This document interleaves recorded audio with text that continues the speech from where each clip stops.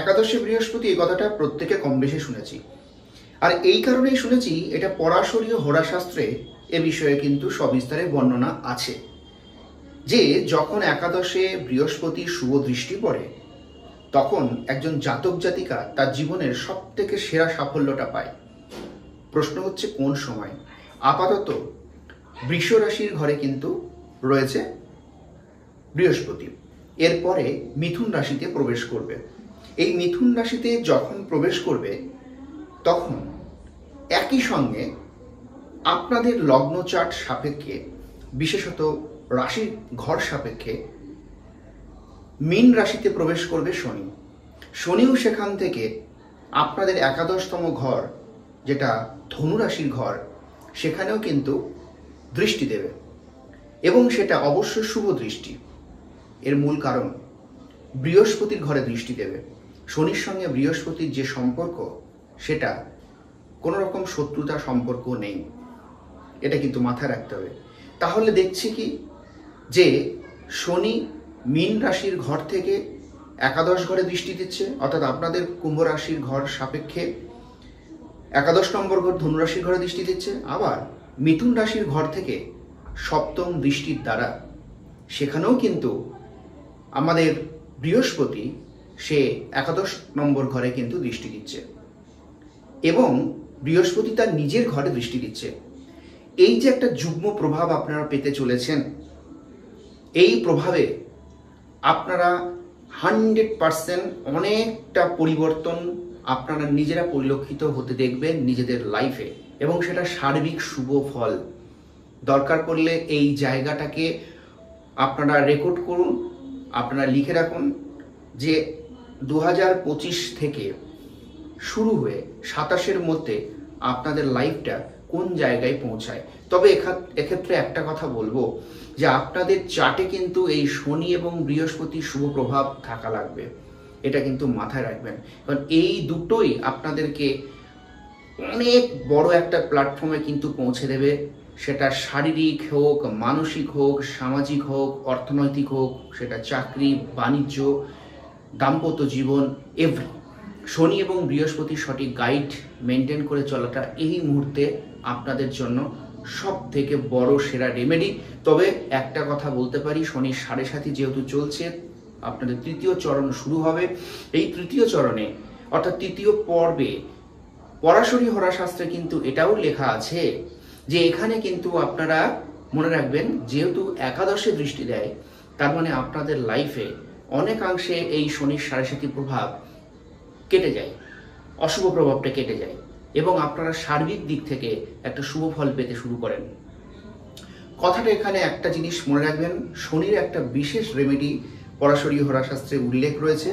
হ্যাঁ, আমি এটা ঠিক কথা আপনাদেরকে সবসময় এটাই বলি, পরাশরী হোরাশাস্ত্র এই কারণেই কথাটা বলি, কারণ দেখুন আমি নিজে কিছুই জানি না, যা জানা হয় সেটা হচ্ছে পরাশরী হোরাশাস্ত্রতেই জানা, যা আছে সেইটা দেখে বুঝে কিন্তু আমি আপনাদেরকে এই প্রেডিকশনগুলো করি। ওখানেই সমস্ত কিছু রয়েছে তথ্য, আমার কাছে কিছুই, আমার নিজের কোনো ব্যক্তিগত কিছু জানা নেই, সমস্ত কিন্তু ওই বইয়ে পরাশরী হোরাশাস্ত্রে যা রয়েছে সেটাই আমি আপনাদের কাছে তুলে ধরি।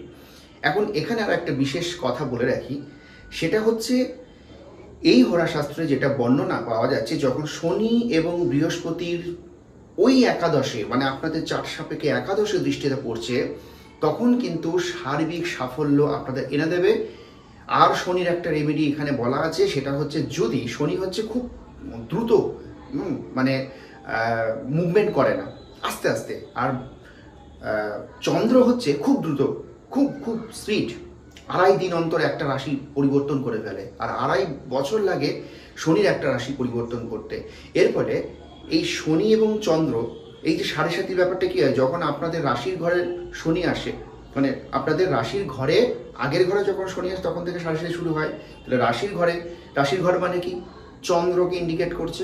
এই চন্দ্রের সঙ্গে শনির একটা নিবিড় সম্পর্ক কিন্তু আছে, একটা খুব স্পিড, একটা স্পিড কম। এবার কি হচ্ছে, ধরুন আপনি খুব জোরে একটা বাইক চালিয়ে যাচ্ছেন, কিন্তু আপনি নিয়ন্ত্রণ করতে পারবেন না। যদি আপনি স্লো থাকেন তাহলে নিয়ন্ত্রণ করতে পারবেন। তাই খুব স্পিড যে প্ল্যানেট, তাকে নিয়ন্ত্রণ কিন্তু খুব টাফ ব্যাপার হয়ে যায়। এবার তাকে যদি নিয়ন্ত্রণ করা যায়, অর্থাৎ চন্দ্র হচ্ছে মনকে ইন্ডিকেট করে, তাই চন্দ্রকে যদি আপনি কন্ট্রোল করতে পারেন, নিজের মনকে যদি কন্ট্রোল করতে পারেন, ডেফিনেটলি আপনার 100% সাকসেস কিন্তু হবে। পরাশরী হোরাশাস্ত্রে এটাই বলা আছে যে ধৈর্য যার আছে তার লাইফে 100% সার্বিক সাফল্য কিন্তু দেখা যাবে।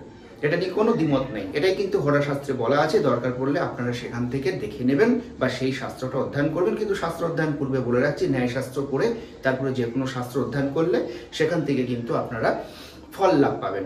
অন্যথায় কিন্তু ভুলভালভাবে আপনারা জানবেন, যেটা খুব খারাপ। যেমন ধরুন একটা ইংলিশ গ্রামার আমরা যখন পড়তে যাই তখন দেখবি যে অ্যাম ইজ আর জিনিসটা একই হলেও তার প্রয়োগ বিধি আলাদা, ক্ষেত্র বিশেষ ভিন্ন ভিন্ন জায়গায় অন্যরকমভাবে তার প্রয়োগ হয়, ঠিক আছে।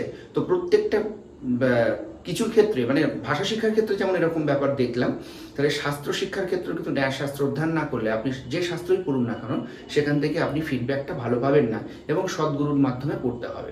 এবার বলি যে আপনাদের রাশি সাপেক্ষে একটা বিশেষ প্রবলেম কিন্তু থাকবে, সেটা হচ্ছে চতুর্থ হাউসে শনি কিন্তু দৃষ্টি দেবে মীন রাশির ঘর থেকে, এটা মাথায় রাখবেন। অর্থাৎ মীন রাশির ঘর থেকে শনির যে দৃষ্টি রয়েছে 3, 7 এবং 10, এটা কিন্তু মাথায় রাখুন। 3, 7, 10 তার কিন্তু দৃষ্টি রয়েছে। আর ওদিকে বৃহস্পতির যে দৃষ্টি রয়েছে সেটা হচ্ছে 5, 7, 9। এবার এই জায়গাটা হচ্ছে সব থেকে বড় একটা পার্ট, সেটা হচ্ছে চতুর্থ হাউসে শনির দৃষ্টিটা কিন্তু খুব একটা ভালো না, তবে অষ্টম হাউস এবং একাদশ হাউস এই দৃষ্টিটা আপনারা ভালো পাবেন। এবার চতুর্থ হাউস কিন্তু প্রাথমিক শিক্ষা এটাকে বোঝায় এবং পারিবারিক একটু দ্বন্দ্বকে বোঝায়। এই জায়গাটা কিন্তু কন্ট্রোল করা দরকার আছে। কিন্তু সাফল্য আসবে বৃহস্পতির দ্বারা। বৃহস্পতি নবমে দৃষ্টি দেওয়া মানে মাথায় রাখুন, বৃহস্পতি মিথুন রাশির ঘর থেকে তুলা রাশির ঘরে যে দৃষ্টিটা দেবে সপ্তম দৃষ্টির মাধ্যমে, পঞ্চম দৃষ্টির মাধ্যমে, এই দৃষ্টিটা আপনাদের কি পাবে বলুন তো? এই জায়গাটা মনে রাখুন, এই দৃষ্টির দ্বারা আপনারা মানে উচ্চশিক্ষায় সাফল্য, নবম ঘরকে আমাদের উচ্চশিক্ষা বলে, ভাগ্যের ঘর বলে, উচ্চশিক্ষায় সাফল্য কিন্তু দারুণভাবে আসবে।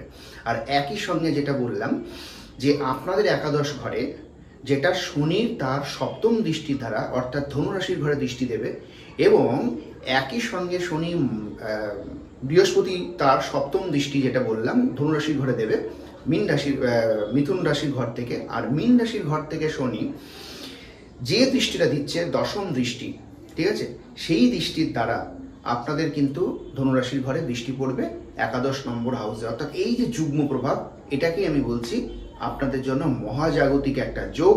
এই যোগে আমরা শারীরিক, মানসিক, সামাজিক, অর্থনৈতিক সার্বিক দিক থেকে সাফল্য আমরা নিয়ে আনতে পারি। একটা জায়গায় বললাম চতুর্থ হাউসের জায়গাটাকে একটু আমাদের ঠিক রাখতে হবে।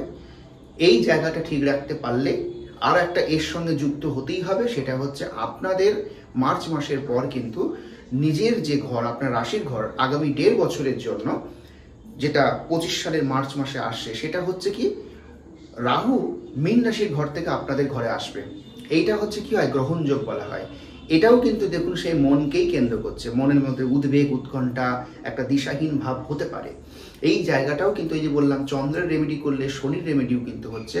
আর চন্দ্রের রেমেডির জন্য আমি বলবো সবসময় যে আপনারা এখন থেকে অনুলোম বিলোম প্রাণায়াম করুন, চন্দ্রের রেমেডি হয়ে যাবে।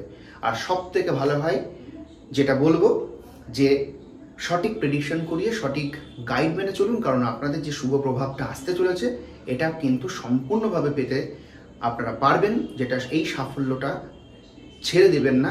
এটা খুব সুন্দর একটা যোগ আসছে 2025-এর মিডল পজিশন থেকে আপনারা সেটা ফিল করবেন। তাই প্রত্যেককে বলবো সঠিক প্রেডিকশন করিয়ে সঠিক গাইড মেনে এগোন, এবং যদি পারেন অবশ্যই অনুলোম বিলোম প্রাণায়ামের প্রতি এখন থেকে জোর দিন। এটা অভ্যাসের জিনিস, একদিনে হবে না, আস্তে আস্তে প্রতিদিন যদি আপনি 15 মিনিট সকালে 15 মিনিট সন্ধ্যাবেলায় যদি করতে পারেন, আপনাদের একটা বেস্ট রেমেডি কিন্তু হয়ে যাবে। এবং প্রত্যেকে ভালো থাকুন, সুস্থ থাকুন। আবার নতুন ভিডিও দেখা হবে। নমস্কার।